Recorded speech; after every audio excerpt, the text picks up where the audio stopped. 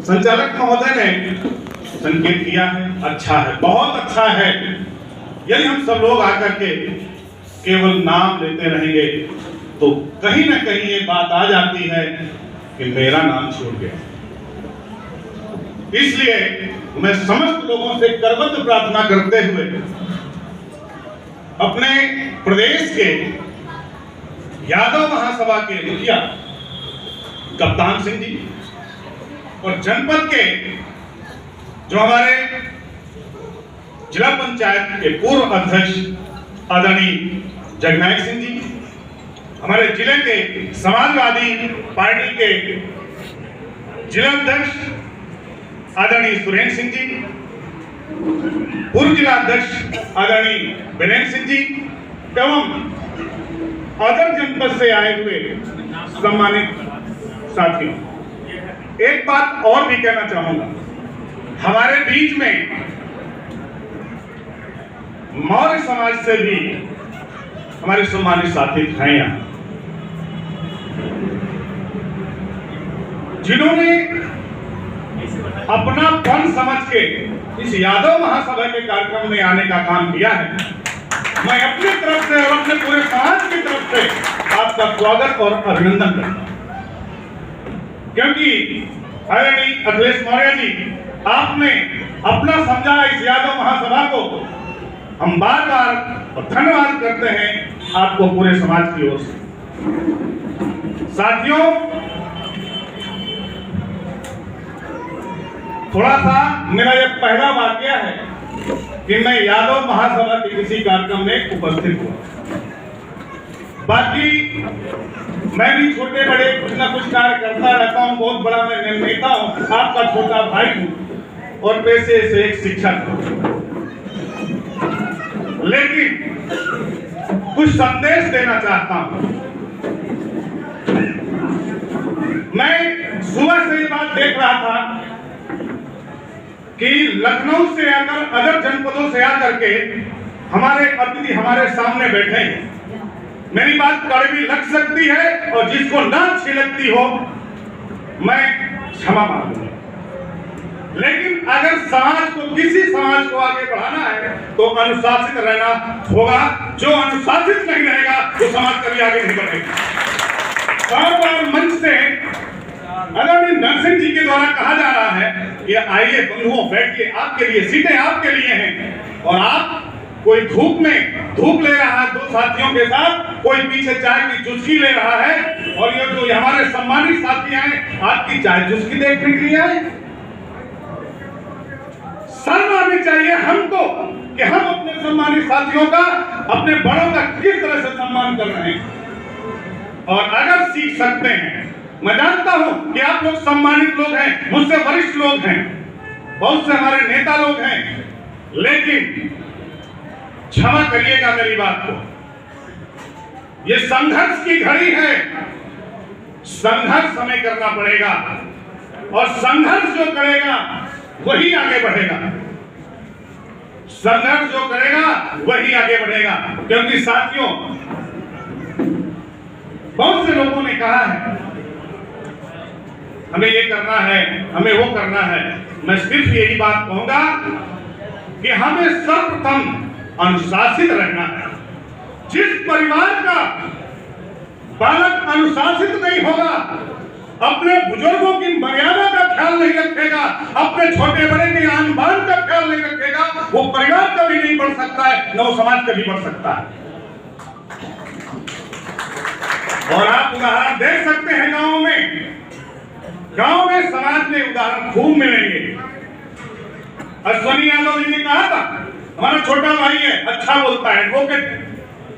उन्होंने कहा था कि पढ़ा लिखा होना अच्छा नहीं, जरूरी नहीं कि हम पढ़े लिखे हों।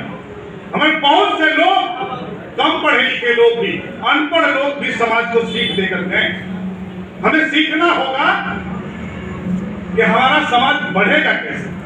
धैर्य रखना होगा, संयम रखना होगा, सामने वाले का सम्मान करना होगा। और अगर प्रकृति से सीखें तो हमको मुंह एक मिला है, सबके पास एक मुंह है, कान दो हैं। हम अपनी अपनी बात तुम्हारी बात कौन सुनेगा भाई? जब आप दूसरे की बात नहीं सुनेंगे तो आपकी बात कौन सुनेगा? अब मैं बिल्कुल कहता हूं कि जो ऐसे लोग हों उनको बिल्कुल नहीं सुनना चाहिए। ये समाज बनता एक कड़ी है। इस कड़ी में हमारा छोटा बड़ा गरीब अमीर सबको साथ लेना। और आज ये हर्ष का विषय है कि यादव महासभा के तत्वाधान में यह आयोजन हुआ, लेकिन आदरणीय प्रदेश अध्यक्ष जी, आदरणीय उपाध्यक्ष जी, जो इस महासभा के जिम्मेदार लोग, अगर इजाजत हो तो मैं 2 शब्द कहना चाहता हूं। हमारा समाज, हमारे यादव महासभा की स्थापना कब हुई? हमारे यादव महासभा की स्थापना के बाद कितने संगठन स्थापित हुए? आज वो कहां हैं और हम कहां हैं? और अगर हम यहां हैं तो इसका जिम्मेदार कौन है? जिम्मेदारी लेना होगा, और जो जिम्मेदारी से भागेगा वो नेतृत्व नहीं कर सकता। नेतृत्व को जिम्मेदारी लेना होगा। अच्छा काम होगा तो जिम्मेदारी शीर्ष पर सेहरा आपके बंधेगा, और अच्छा नहीं होगा तो कांटों का ताज भी आपको सहना पड़ेगा। और जो व्यक्ति जिम्मेदारी नहीं लेगा, हमारे साथ हम देखते हैं कि आरएसएस की नाम की संस्था विश्व में जानी जाती है, और यादव महासभा, मुझे कोई गुरेज नहीं है कहने में, कोई संकोच नहीं कहने कि जिलों में तो स्थापित नहीं हो पाई है। जिलों में स्थापित नहीं हो पाई है यादव महासभा। आखिर कौन जिम्मेदार है और क्यों नहीं हो पाई है? हमें संकल्प लेना होगा कि हमें इस यादव महासभा को स्थापित करना होगा। आपके बीच में क्यों नहीं लोग आते हैं, बैठते हैं? या तो वो अपने आप को ज्यादा विद्वान समझते हैं, या तो अपने आप को आपके पास बैठकर अपमानित समझते हैं। क्यों नहीं बैठना पसंद करते हैं? क्या इस विषय पर मंथन हुआ? या अगर हम 10-20 पैसे वालों को जोड़कर हम सोचे कि संस्था चला लेंगे तो नहीं हो पाएगा। हमें ऊर्जावान लोगों को, विचारवान लोगों को जोड़ना होगा, क्योंकि विचारधारा आगे बढ़ती है, व्यक्ति चला जाता है। हमें विचारधारा को लेकर चलना पड़ेगा।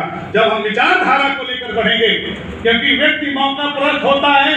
आज हमारे अध्यक्ष जी हैं, कल चले जाएंगे भाजपा में, तो हम अध्यक्ष जी के साथ चले जाएंगे, कभी नहीं जाएंगे। हम विचारधारा के साथ चलेंगे।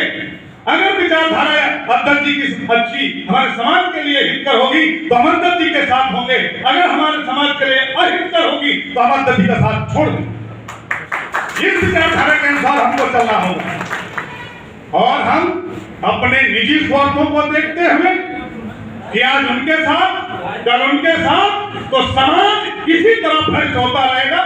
समाज आगे नहीं बढ़ेगा, व्यक्ति तो आगे बढ़ जाएगा। व्यक्ति आगे बढ़ जाएगा, समाज नहीं आगे बढ़ेगा, और फिर समाज का चिंतन करना छोड़ दीजिए। अगर समाज का चिंतन करना है तो विचारधारा को आगे लेकर बढ़ना होगा। विचारधारा के लिए हमें साहित्य का सृजन करना होगा, साहित्य को जन जन तक पहुंचाना होगा।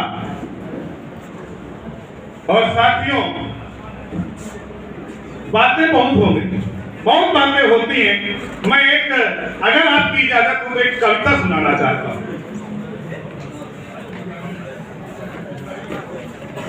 तो नहीं, बेरोजगारी बहुत है, बेरोजगारी बहुत है। अगर अच्छी न लगे तो संकेत कर दीजिए, मैं हट जाऊंगा। बहुत बोलने का शौक नहीं है, बोलने के बहुत मौके होते हैं। अध्यक्ष जी, आप सही कहेंगे कि चलो पकौड़ा बेचा जाए, चलो पकौड़ा बेचा जाए। पढ़े लिखे की कौन जरूरत?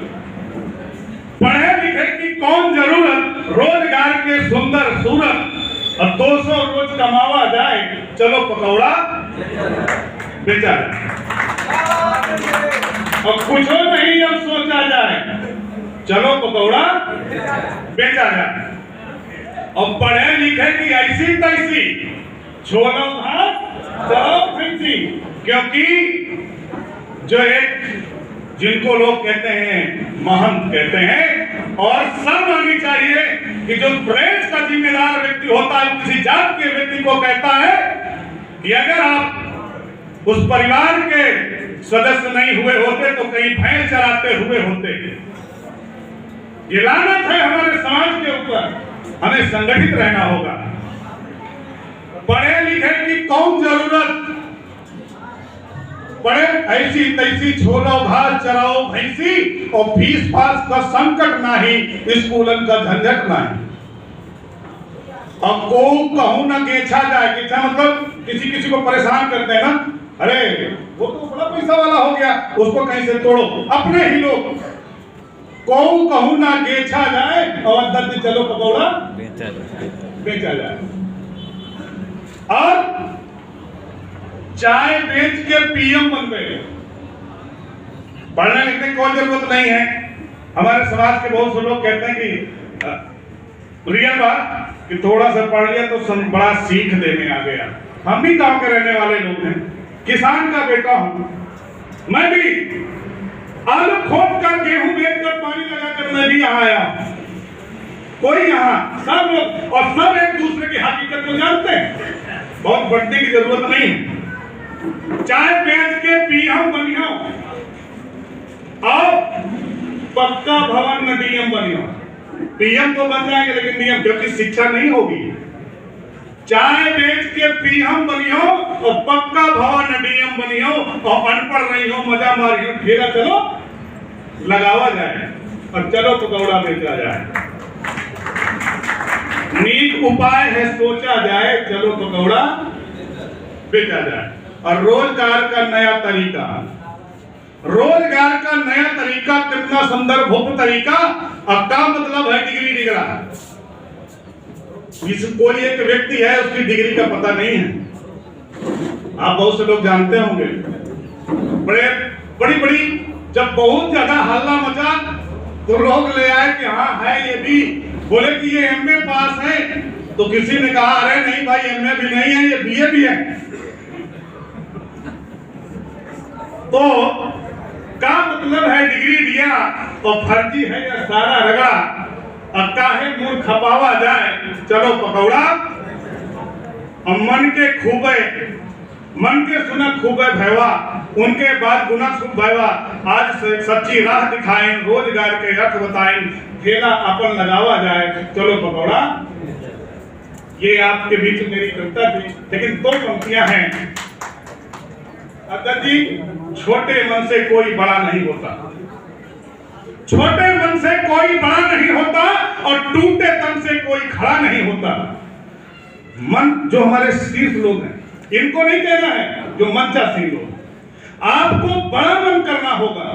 आपको इन जो आपके सामने बैठे हैं, आपसे उम्मीदें पाल कर बैठे हैं, आपका आश्रय, आपका सानिध्य, आपका आशीर्वाद जाना है।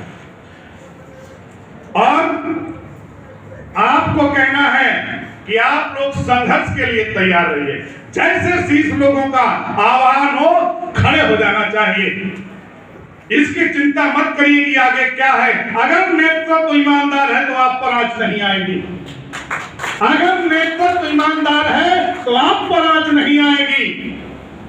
और अगर आपने नेतृत्व को एक बात पहचान लिया तो दोबारा साथ खड़े होने की जरूरत नहीं। परिंदों को मिलेगी मंजिल एक दिन। ये फैले हुए उनके पर बोलते हैं, और वही लोग रहते हैं खामोश अक्सर जमाने में जिनके हुनर बोलते हैं, जमाने में जिनके हुनर बोलते हैं। और बस इतना ही कहना है कि अब ये संघर्ष है। इस समय 1 वर्ष का समय है, आंदोलन का वर्ष है। ये आंदोलन का वर्ष है। हम देखते हैं कि मैं अगर राजनीति की बात करूं तो जो मेरी बिरादरी है, लोग अपने आप जान जाते हैं कि मुझे सफाई होगा। क्यों? हमारी पार्टी में, जिसको हम अपनी पार्टी कहते हैं, उसमें ब्राह्मण भी है, क्षत्रिय भी है, वैश्य भी है, तो यादव को क्यों केवल सफाई कहा जाता है? इस पर विचार करना होगा। ये बात कुछ लोगों को कम अच्छी लग रही है। हम लोग केवल एक स्टैंड पकड़ते हैं। क्यों? क्योंकि हम लोग अपनी विचारधारा को साथ लेकर चलते हैं। तो अब हमको ये देखना है कि अब हवाएं ही करेंगी रोशनी का फैसला। अब हवाएं ही करेंगी रोशनी का फैसला। जिस दिए में जान होगी वही बाकी रह जाएगा, जिस दिए में जान होगी वह बाकी रह जाएगा। जय हिंद, जय यादव, जय माधव। लेकिन एक संदेश फिर, आग्रह, निवेदन कि प्रदेश नेतृत्व की तरफ से जिलों को कार्यक्रम दिए जाए, जिलों को टारगेट दिया जाए। सदस्यता क्यों नहीं करवाई जा रही है? सदस्य बनाए, ज्यादा से ज्यादा लोगों को सदस्य बनाए, मेंबर बनाए, टारगेट दिया जाए, हर महीने काम दिया जाए, सड़क पर दिखना चाहिए। आदरणीय हमारे समाजवादी पार्टी के अगुआ संस्थापक राम मनोहर लोहिया जी कहते हैं कि जब तक हम बाहर नहीं निकले, उनका जो वक्तव्य था कि जब सड़कें सूनी हो जाती हैं तो संसद आवारा हो जाती है। और अगर हमें यही देखना है, मजबूर होकर रहना है तो नहीं, संघर्ष के लिए आगे बढ़ना पड़ेगा। नेतृत्व को साथ देंगे नौजवान। जय हिंद, जय युवा, जय यादव, जय माधव।